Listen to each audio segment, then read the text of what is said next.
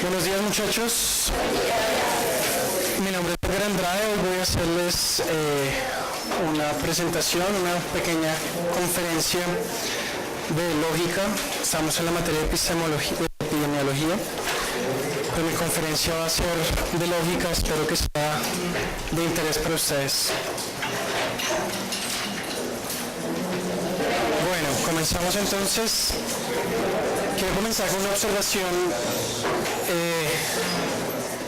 que espero sea obvia para todos, y es que la medicina es una ciencia.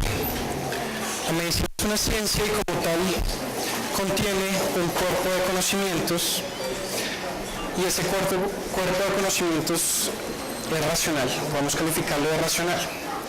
¿Qué estoy entendiendo por qué ese conocimiento sea racional? Es que los enunciados de ese conocimiento se obtienen mediante razonamientos. Entonces, la medicina es una ciencia, significa muchas cosas, significa que hay unos procedimientos quirúrgicos, que hay tratamientos, que hay mucha cosa. Pero me voy a centrar en ver la medicina como ese cuerpo de conocimiento racional.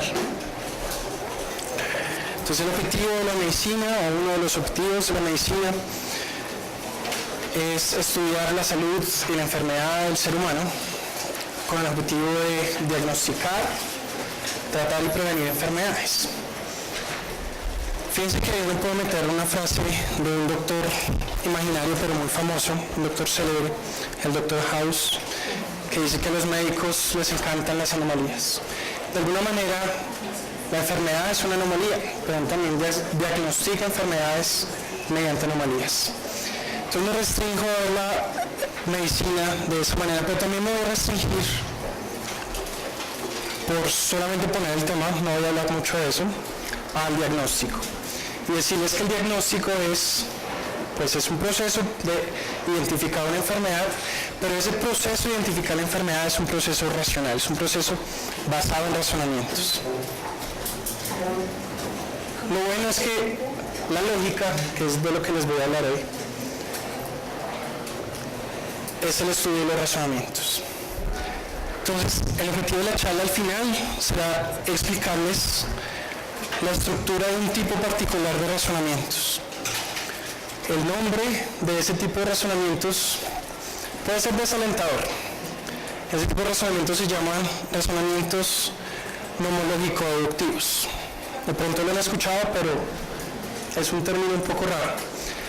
El término es raro, pero van a darse cuenta que no es un tipo de razonamiento muy extraño. Y para llegar allá, hacia el final de la exposición, mostrarles la estructura de ese tipo de razonamientos, pues vamos a ir de la mano de personajes muy célebres que nos van a ayudar a ver cuál es la estructura de esos razonamientos.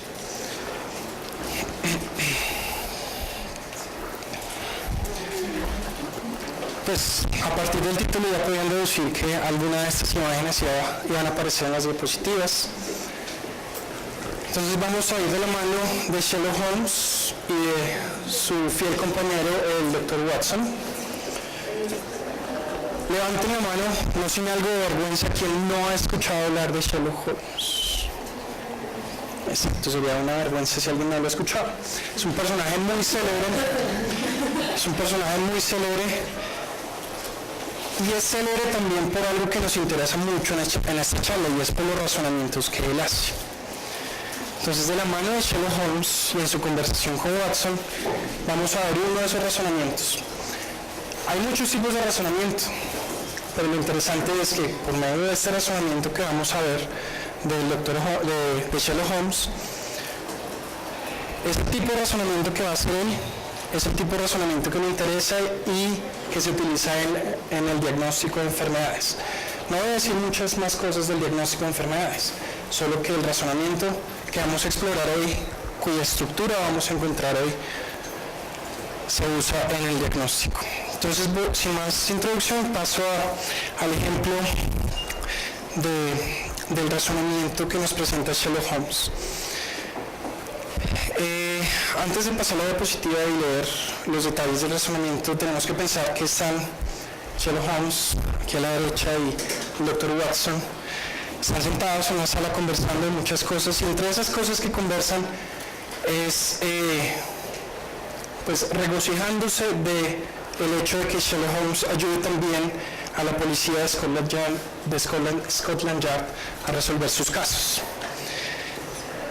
Y en medio de esa conversación surge el tema de cómo hace Sherlock Holmes para resolver los casos. Y él menciona dos puntos muy importantes en su razonamiento. En la conversación parece que son los únicos, pero vamos a ver a través de esta charla que hay más ingredientes en el razonamiento de los que menciona Holmes acá. Esos dos ingredientes es la observación y la deducción. Entonces, están conversando estos dos personajes y entonces Sherlock Holmes aparece con esos comentarios que lo caracterizan y dice: la observación indica que ha estado en la oficina de correos de Wigmore Street esta mañana, pero la deducción me permite saber que cuando estuvo allí envió un telegrama. Entonces, por medio de la observación, dedujo un enunciado, o sabe de un enunciado. ¿Cuál es ese enunciado? Que Watson estuvo en la oficina de correos de Wigmore Street. Y por medio de la deducción nos dice Holmes que cuando estaba allí Watson envió un telegrama. Listo. Sigue la conversación. Correcto, dije yo, es decir, Watson. Y en ambos puntos. Pero confieso que no veo cómo ha llegado usted a ellos. Fue un impulso repentino de mi parte y no se lo había mencionado a nadie. Yo recuerdo que están hablando de otras cosas y de un momento a otro Holmes aparece con este comentario sorprendente de lo que había hecho Watson. Es una de las características, o tal vez la característica que ha hecho tan famoso este personaje, encontrar estas conclusiones así sorprendentes de la nada.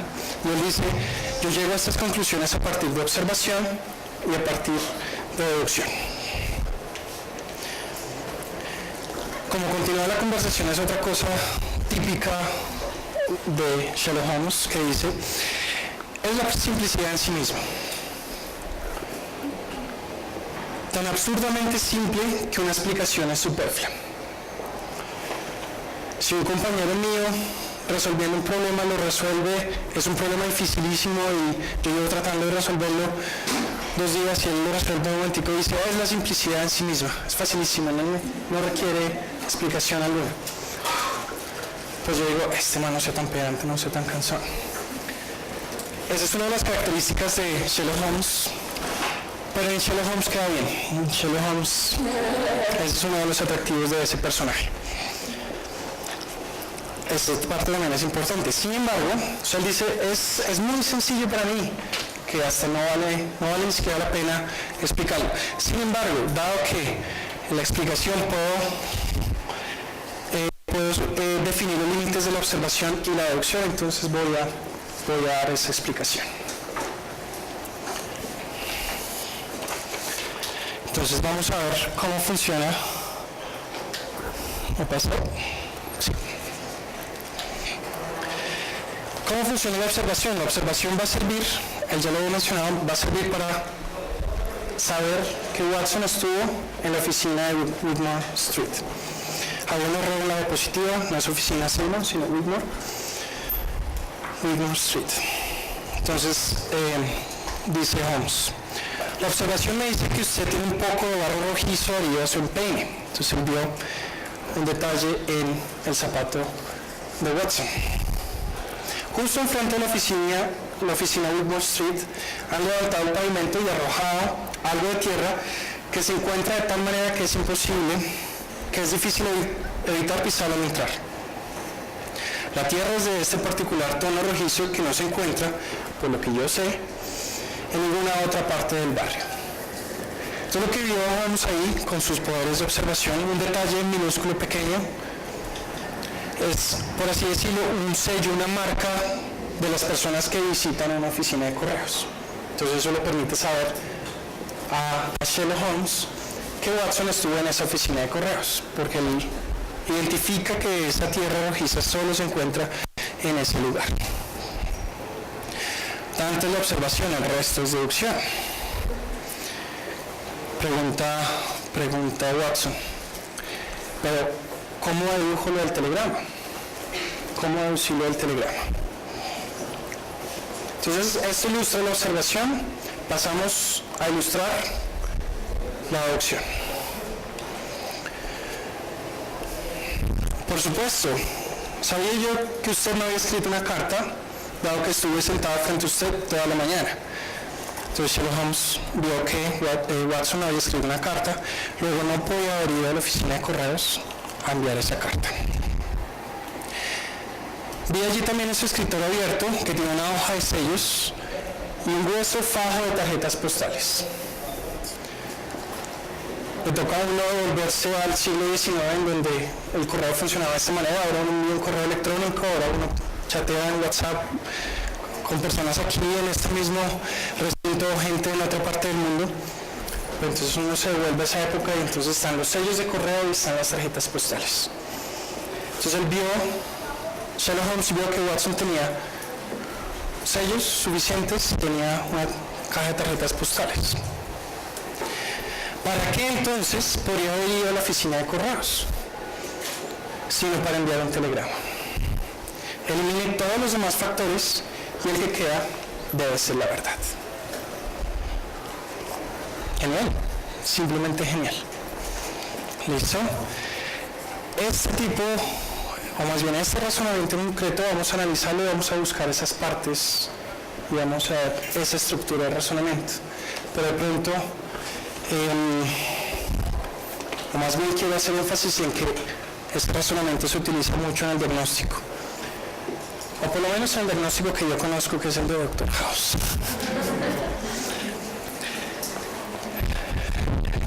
La analogía es bastante abierta entre Holmes y House.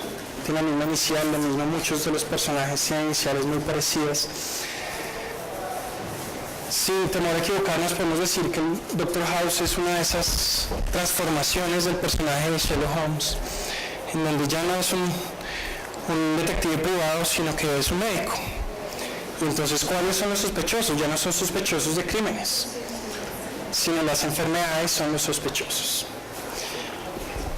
Entonces voy a hablar de muchas cosas del Dr. House. La gran mayoría de ellas se va a referir a un episodio en particular. Entonces más bien volvamos a hacer la pregunta. Con algo de pena, ya no sin tanta pena, ¿quién no ha visto Dr. House? Bueno, siempre han.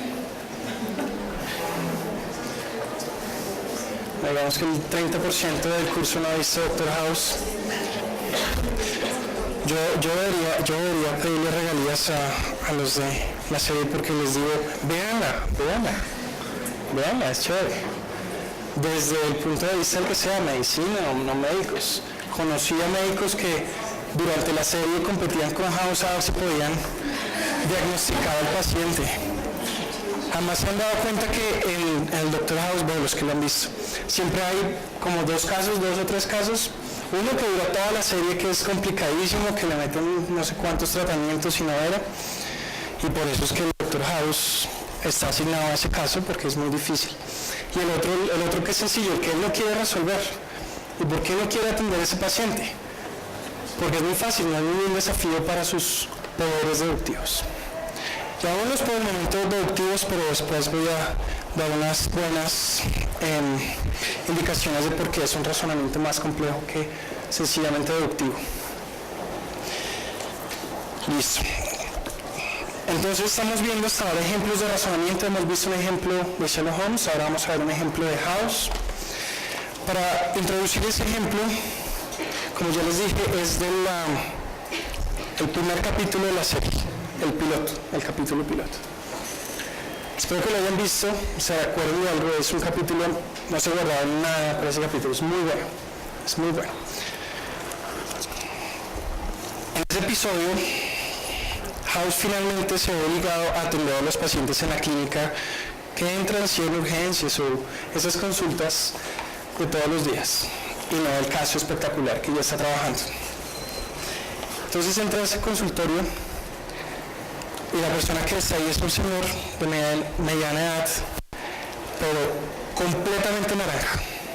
O sea, naranja. Háganme cuenta como si le hubieran cogido el talón y metido en un tarro de pintura naranja. Estaba naranja. Y nerviosamente jugaba con la argolla. Entonces él estaba jugando así con la argolla. Si él está jugando con la argolla, uno ya sabe, ese señor está casado. House, al momento de entrar, ya sabía qué era lo que tenía y sabía muchas cosas más. Está mal la diapositiva no dice que el hombre se pregunta por qué su piel es anaranjada. La situación es más chistosa. El man está preocupado porque siente un dolor en la espalda que le quedó después de jugar golf. Entonces el man está preocupado por el dolor de espalda, pero está anaranjado. Y el man va al médico por el dolor de espalda, pero no porque está anaranjado. Entonces el man está preguntando por su dolor de espalda y House ve la situación y ante las preguntas de cómo tratar el dolor de espalda, el man House le dice, lamentablemente tiene un problema más grave. Su esposa está teniendo una aventura. Fíjense que es esa característica que yo les había mencionado a House, esas conclusiones que estamos pensando en el dolor de espalda, en que está anaranjado. Llega House y le dice, hermano, su esposa está teniendo una aventura. ¿Qué está pasando? Bueno, veamos por qué llega House a esa conclusión. Observación y deducción, mi querido Watson. Entonces dice House, le explica House, por lo menos se dignó a explicarle. Entonces House con su característico estilo le dice, está anaranjado imbécil. Eso es algo que ni siquiera usted podría dejar de notar. ¿Sí? O sea, claramente usted lo va a notar. Pero si su esposa, ya sabe que tiene esposa, no ha captado el hecho de que su marido ha cambiado de color, es porque no le está prestando atención. La esposa de uno sabe qué zapatos, qué medias se puso y no le ha dicho nada del color anaranjado. Hermanito. A propósito, consume cantidades ridículas de zanahoria y megadosis de vitamina. Entonces él va a confirmar una cosa. Entonces el hombre le dice, sí, es cierto. Consumo muchísima zanahoria y tomo dosis grandísimas de vitamina. Entonces de nuevo House con su estilo le dice, las zanahorias lo ponen amarillo, la niacina lo pone rojo. Consiga témperas, una de color rojo, otra de color amarillo, haga la mezcla con los dedos y se va a dar cuenta porque está anaranjado. Y de paso búsquese un buen abogado. ¿Qué pasa hacia el final de la serie? Resulta que este señor es un donante del hospital muy importante y lo vemos ya de color normalito y sin anillo. O sea, House tenía toda la razón. Bueno, entonces esos son dos ejemplos cercanos a ustedes, espero. Por lo menos el de House creo que es cercano al 70% de ustedes. Del otro 30%, vean House. El siguiente ejemplo, voy a presentar 3 ejemplos de razonamiento. El siguiente ejemplo de razonamiento puede que no sea muy cercano a ustedes, pero el personaje que protagoniza ese razonamiento no es menos célebre que los otros dos. Bueno, por lo menos no en cierta área del conocimiento. El siguiente personaje es Bertrand Russell. Es un pensador inglés muy importante en el siglo XX. Hizo muchas cosas, el man fundó una escuela, era un pacifista así aguerrido, y durante las 2 guerras mundiales tuvo unas posiciones pacifistas muy importantes, estuvo en la cárcel por eso. Pero tal vez no son las contribuciones más importantes de él. La contribución más importante de él es en la academia y en particular en la lógica. Russell fue uno de los que adelantó el programa de poder fundamentar la matemática en la lógica. Entonces no les voy a aburrir con una cantidad de detalles que para mí son súper interesantes, pero de pronto no para ustedes, en las cuales está el problema de, tenemos estas proposiciones muy familiares, estas proposiciones de todos los días, pero por ciertas razones, que a propósito vamos a ver luego, pero no en la clase de hoy, necesitamos darle un fundamento más firme. No sirve, no es suficiente que esas proposiciones estén ahí con nosotros todos los días. ¿Qué proposiciones están con nosotros todos los días? Proposiciones matemáticas. Las proposiciones de la aritmética son muy cercanas a nosotros, tan cercanas como las manos. Puesto que ustedes aprendieron a contar con los dedos, de pronto siguen haciendo cuentas con los dedos, listas con los dedos, al mercado voy a hacer esto. Espero que todavía no resten quitando los dedos, tengo 5, quito 2, entonces tengo 3. Pero son muy cercanos, esas proposiciones aritméticas son muy cercanas a nosotros. Pero precisamente por ser tan cercanas a nosotros, por ir con nosotros desde que éramos así de chiquitos hasta el final de nuestros días y hasta el final de la humanidad irán esas proposiciones aritméticas, surge la pregunta de ¿cómo las explicamos? ¿Cómo las explicamos? Ya vamos a ver el caso. Este caso de cómo explicamos esas proposiciones tan familiares es distinto allá, por ejemplo, en la labor de los matemáticos profesionales que muestran grandes teoremas que no son familiares, que son complejos. El teorema, por ejemplo, el teorema fundamental de la aritmética, de que todo número natural se puede descomponer en un producto de potencias de primos. O piensen, por ejemplo, en esta conjetura. Todo número par es la suma de dos números primos. El 2 es la suma del 1 más 1. El 4 es la suma 3 más 1. El 6, 3 más 3, el 8, 5 y 3. Con números primos, ¿no? Eso no, digamos, eso no es una proposición familiar. Es más, todavía no sabemos si es cierta o no. Pero ese tipo de proposiciones no familiares son las que se deducen en la demostración matemática. Otra es la tarea que propone Russell. Vamos para atrás de lo familiar a ver cómo lo podemos explicar desde términos más sencillos, términos más simples.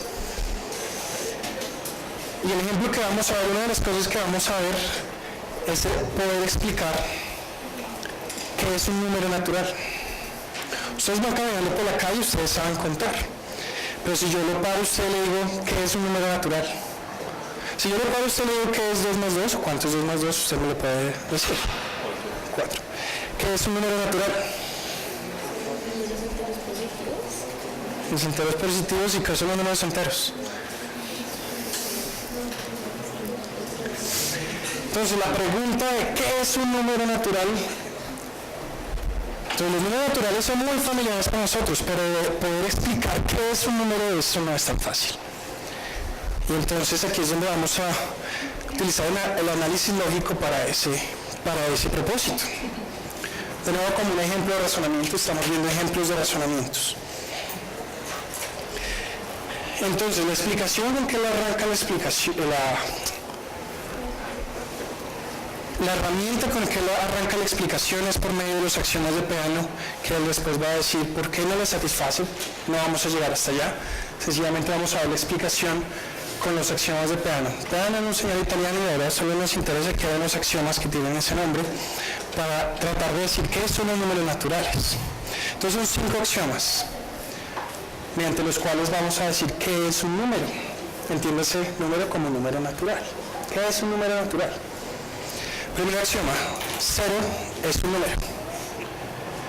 Segundo axioma, perdón, así me lo sé de memoria. Segundo axioma, el sucesor de todo número es un número. Tercer axioma, dos números diferentes no tienen el mismo sucesor. Cuarto, 0 no es el sucesor de nadie. Y el quinto es un axioma de inducción que es un poco más complejo y no vale la pena en este momento detenernos en el axioma de inducción. Listo.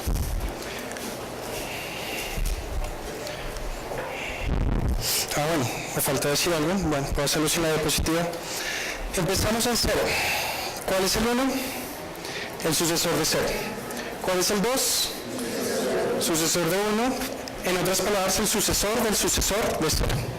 El 3 es el sucesor del sucesor del sucesor de 0, etc. Entonces la idea es por medio de esos, arrancando en 0, y esa lista de sucesores, esos son los números naturales. Entonces cuando le pregunten otra vez cuáles son los números naturales, es esa lista de sucesores que arrancan en 0 y después añado sucesor, sucesor, sucesor. Pero entonces fíjense que necesitamos descartar un par de cosas. ¿Cuántos números naturales hay? Infinitos números naturales. Si usted llega y me da, mire, este es el número más grande que hay, bueno, el número más grande que hay tiene que ser algo así. No importa qué tan grande me dé ese número, yo le sumo uno y tengo uno que es más grande. ¿Sí? Entonces no puede haber un límite superior para los números naturales, infinitos, son infinitos. Entonces esta serie se va desdoblando, pero tiene que desdoblarse de tal manera que sigue así. Y no sigue, por ejemplo, así o así. Fíjense que esta serie siempre se sigue desdoblando. Empieza acá y sigue. Y después, como las manecillas del reloj, sigue dando vueltas. Se sigue desdoblando, pero no como la queremos. ¿De acuerdo? Esta también funciona, es más parecida a la del reloj.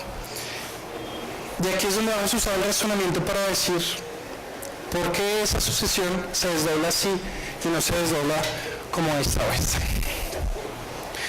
La razón es fácil. Entonces, lo primero es que se desdobla. El axioma 2 me dice, a cada número me encuentro sucesor. Siempre hay un sucesor de cada número. Entonces se va a desdoblar. El axioma 3 me va a decir acá que no se desdobla así con un loop después. El axioma 3 me dice, por 3, dicho sucesor no puede ser ningún número que ya se haya definido. O sea, cuando empiezo a desdoblar la serie, no vuelvo y me meto en la anterior. Porque meterse en la anterior, al meterme en la anterior, hay dos números que tienen el mismo sucesor. ¿Cuáles serían esos números? ¿Cuál es el sucesor del 2? Si entienden cómo es que se desdobla esto. El sucesor del 2 es el 3 acá. El sucesor del 3 es el 4, etc. Pero ¿cuál es el sucesor del 9? El 3, según está acá. Entonces no puede ser. Dos números distintos, en este caso 2 y 9, no pueden tener el mismo sucesor. Razonamiento mediante el cual descartamos este. ¿Cómo descartamos esta otra? ¿Cómo descartamos esta otra? Axioma, el axioma 4, el 0 no es sucesor de ningún número. Entonces es una línea que se va desenvolviendo, desenvolviendo. Los axiomas de Peano proporcionan esa respuesta de que es un número natural. Es esta lista que se va desenvolviendo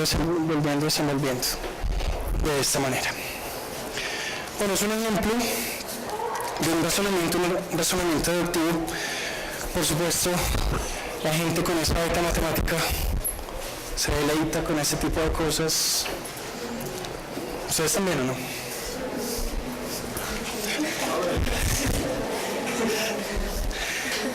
Bueno, entonces había dos propósitos con este ejemplo. Fíjense que no es un ejemplo del mismo tipo del de Sherlock Holmes y el del Dr. House.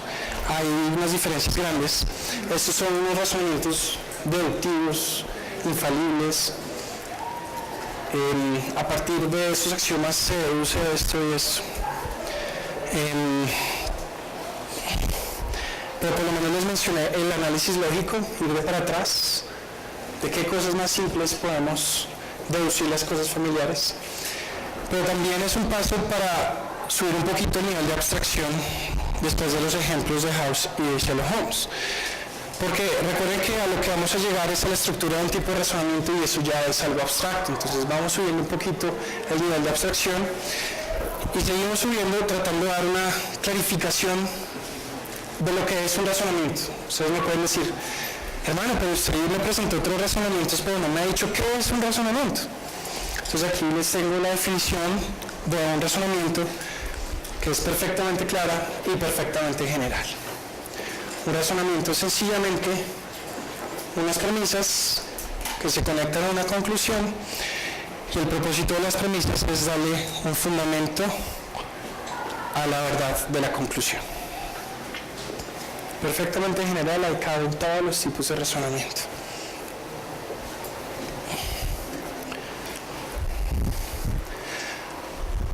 ¿Alguien sabe qué son esos tres punticos?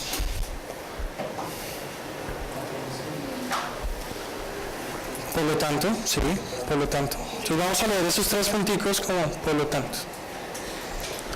premisas, esto sí lo saben, que es como puntos suspensivos preparados, por lo tanto, o sea, premisas, por lo tanto, conclusión.